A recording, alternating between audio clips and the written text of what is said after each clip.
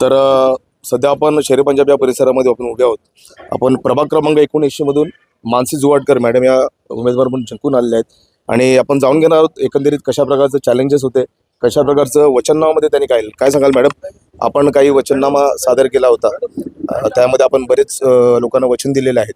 कशा प्रकारची पूर्तता होणार त्याच्या अगोदर एक नगरसेविका म्हणून पहिल्यांदा आपला प्रवास आहे, कसं वाटतं आपल्याला? नक्कीच खूप छान आहे आणि एक्सपिरियन्स तर थोडा जुवाडकरजींचा तर दांडगा अनुभव आपल्या पाठीत आहे. दांडगा अनुभव तर आहे जुवाडकर साहेबांचा, त्यामुळे एवढं काही हार्ड वाटलं नाही.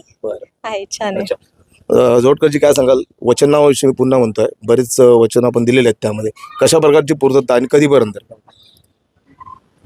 9 वर्ष गेली आहेत. 9 वर्ष मागील 2017 मध्ये महानगरपालिका झाली आणि त्याच्यानंतर आता 2026 म्हणजे पूर्ण 9 वर्ष होणार आहेत. आणि या 9 वर्षाच्या कालावधीमध्ये या प्रभागामध्ये काय काम झाले आणि काय नाही याची जानकारी तुम्हाला पत्रकार म्हणून जास्त माहिती आहे.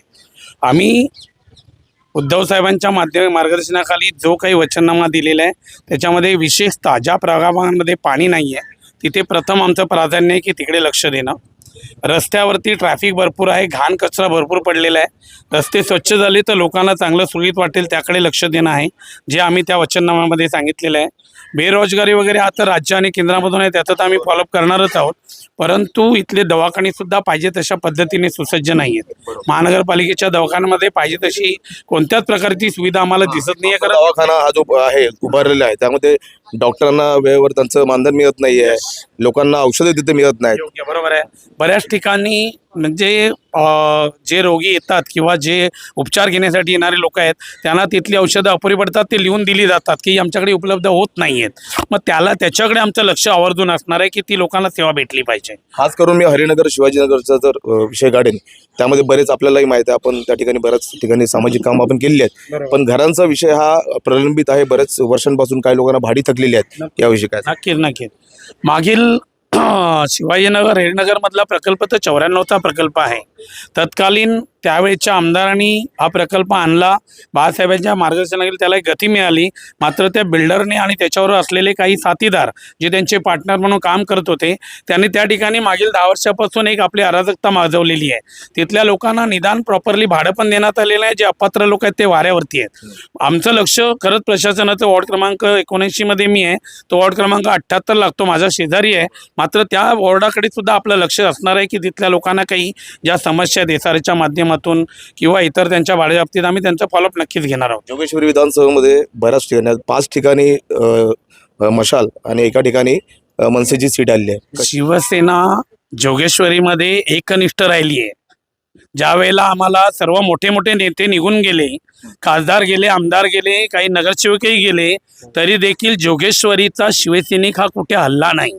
आणि तो जोगेश्वरीचा शिवसैनिक ज्यावेळेला राज ठाकरे यांची साथ मिळाली उद्धव साहेबांना त्यावेळेला तो अजून पेटून उठला. त्यामुळे जोगेश्वरीमधला बालेकिल्ला जो आहे तो आम्ही टिकून ठेवण्यामध्ये यश मिळवले. आणि महत्त्वाचा विषय म्हणजे जिथे भाजपाने काही कामच केली नव्हती त्या ठिकाणी देखील आम्ही मुसंडी मारली आणि तिथे विजय मिळवलेला आहे. शेवटचा प्रश्न, आपण वारंवार आपल्या भाषणामध्ये पुणे त्यांचं नाव आपण वारंवार घेत होता, काय नेमकं काय सांग? या प्रभागामध्ये मागील 40 वर्षापासून ही आशिया खंडातली शेरे पंजाब कॉलनी मोठी कॉलनी आहे. आज यांची कॉलनी ही कोणत्याही पॉलिटिक्समध्ये नसते, मात्र त्यांना ज्या प्राथमिक गरजा आहेत, ज्या निदान त्यांचे रस्ते साफ असले पाहिजे, लाईट असली पाहिजे, त्यांची शिवरेज लाईन काही ठिकाणी खराब जॉईंट झालेली नाही आहे, या गोष्टी सांभाळण्यासाठी आम्हाला पुनीत सिंग खालसा हे जॉईंट झाले पक्षाकडे. त्यांची उद्धव साहेबांच्या समोर आम्ही आतमध्ये प्रवेश घेतला. गुरुद्वारामधून बरीचशी टीम शेरे पंजाबची आली होती आणि त्यांनी LMच्या माध्यमातून या प्रभागामध्ये जी प्राथमिक कामं आहेत ती करून घेण्यासाठी आमचं सहकार्य घेतलेलं आहे आणि ते खास करून लिडिंग करतायत इथल्या लोकांसाठी. त्यामुळे आम्ही वारंवार पुनीत सिंग खालसा बोलत आहोत. धन्यवाद. पुनीत जी, आप बार बार जुवाडकर जी आपका नाम ले रहे थे और एक कोई भी प्रभाग का जो उम्मीदवार होता है उसके पीछे एक बैकबोन होता है, जो कि आपका नाम जुवाडकर जी ने आपका लिया गया, क्या कहेंगे इसका? सर ऑलरेडी जुवाडकर जी ने मेरा नाम लिया, उसके लिए शुक्रिया. लेकिन ये प्रभाग में बहुत सारे काम बहुत टाइम से पेंडिंग है, जहाँ पे कोई भी पॉलिटिकल पार्टीज इधर आने को तैयार नहीं हो रही थी. तो लेकिन हमने हमारे वारंवार बोलने के बाद भी हमारे साथ कोई जुड़ने को तैयार नहीं था. यहाँ के जो खासदार थे आमदार हैं, उन लोग ने ये तक बोल दिया है कि यहाँ पे आके मतलब नहीं, क्योंकि यहाँ पे वोटिंग पैटर्न 4% तक आता था, 4 to 5%। हमारा इनिशियली जब हमने स्टार्ट किया था पॉलिटिक्स तभी आता था। आज हमने उसको बढ़ा के और हमने अपने प्रभाग में सब जगह घूम के, अपने एरिया में घूम के जागृति लाए हैं कि वोटिंग हमारा राइट है, ठीक है ना। किसको तो वो इमेटेरियल हो गया, लेकिन जब तक आप वोटिंग नहीं करोगे आपका जो ग्राफ है वो पॉलिटिकल लेवल तक आएगा नहीं, ठीक है ना। जब पॉलिटिकल लेवल तक आएगा नहीं तो आपको कोई भी अनुदान मिलेगा वो नीचे चले जाएगा, आपके पास आएगा नहीं ना यहाँ पे। तो जब तक नहीं आएगा तो आप अपना काम कैसे कराओगे आप। तो इतने सालों से हम लोग लगे हुए थे कि ये एरिया में कुछ काम होना चाहिए, आगे भी बढ़ना चाहिए, हमारा एरिया के नहीं होना चाहिए। तो वो चीज़ को लेके मेरे को एक पैशन था शुरू से।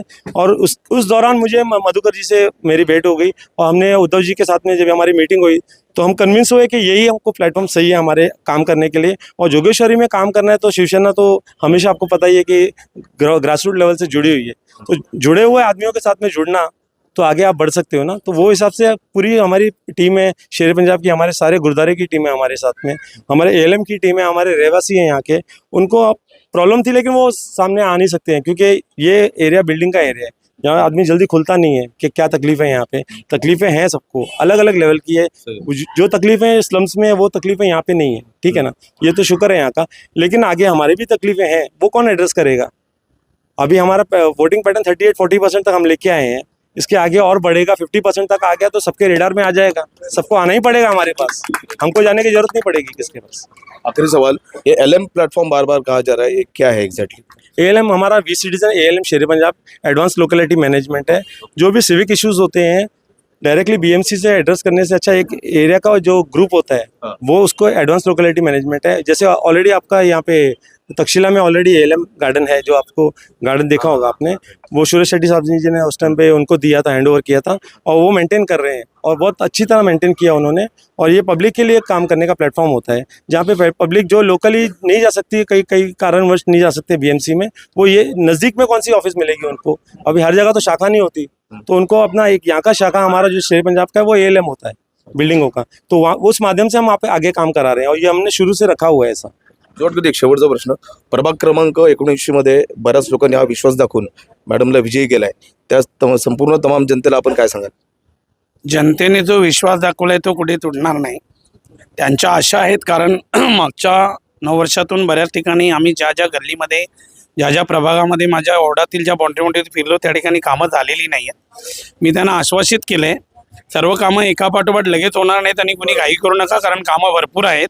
मात्र ती कामं जसं आमच्याकडे प्रभागामधून वॉर्ड बसल्यानंतर जी कामं चालू होतील तिथून पुढील 1 ते 2-3 वर्षामध्ये ती सर्व लाईनीमध्ये लावायची आहेत। सुरुवात करताना स्टेप बाय स्टेप शौचालय जिथे एकदमच खराब आहेत तिथली शौचालय पहिली घेणार, जिथे गल्ल्या एकदमच खराब झालेल्या आहेत त्या गल्ल्या पहिल्या दुरुस्ती करायला घेणार, काही गार्डन्स एकदम खराब झालेले आहेत, वास्तूसारखे गार्डनमध्ये काही सुविधा नाही आहे। साई लीला गार्डन्स मला वाटते गेली 9-10 वर्ष तिथे कोणी म्हणजे 8-9 वर्षात कोणी फिरकलंच नाही, सर्व मैदानं अशीच पडलेली. शेरी पैजांच्या मैदानामध्ये फक्त माती टाकण्यात आली आणि सांगण्यात आलं की आम्ही काम केलं, असं काम नाही आहे कुठे। ज्येष्ठ नागरिकांच्या कट्ट्यांवर अशा प्राधान्यानं सगळ्या लोकांना आश्वासित करतोय की जी कामं आहेत नगरसेवकच्या लेवलला ते आम्ही एकामागोमाग एक सर्वांसाठी करणार आहोत।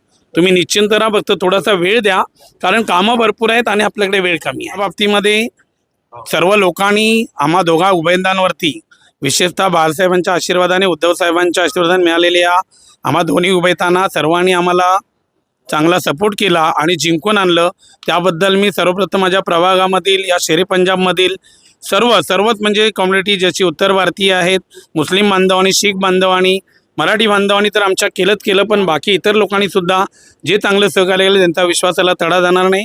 मी त्यांचे सर्वांचे धन्यवाद मानतो। कॅमेरामॅन इम्रान सोबत मी संदीप कसालकर, भारत 24 ताससाठी मुंबई।